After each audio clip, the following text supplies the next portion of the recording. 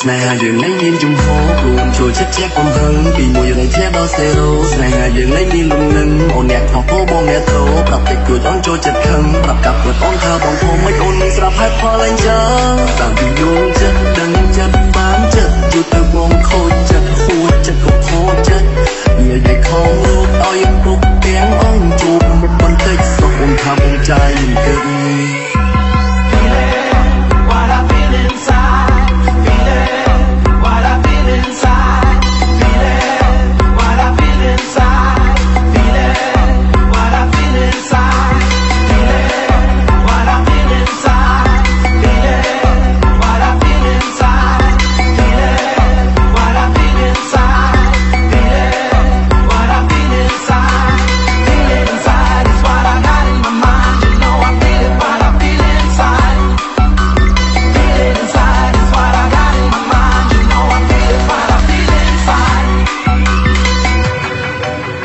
Guest feat. Mean Lizzy. NBXL. ស្នេហ៍យើងមិនអាចបន្តបងឈឺនឹងអូនទេស្នេហ៍យើងមិនអាចបន្តអូនរងរឿងអិនស្បាស្នេហ៍យើងមិនអាចបន្តបងចាញ់អូនហើយស្នេហ៍យើងមិនអាចបន្ត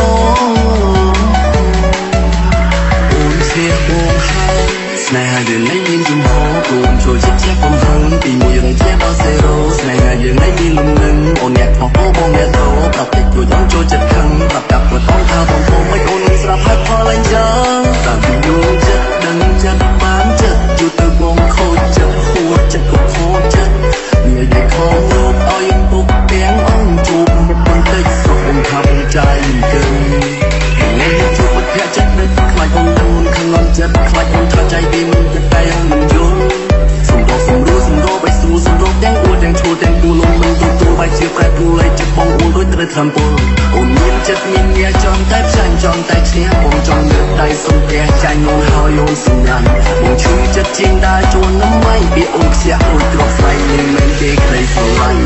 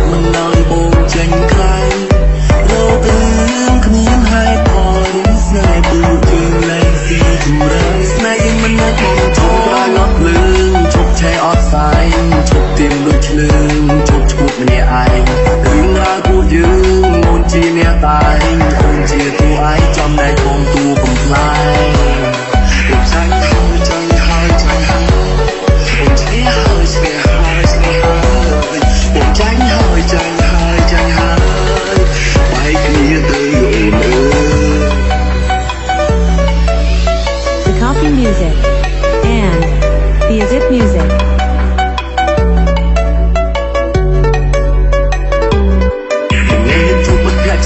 ខ្លាចអូនដឹងមិនខឹងអន់ចិត្តខ្លាចអូនថាใจពីមិនចិត្តតែអូនមិនយល់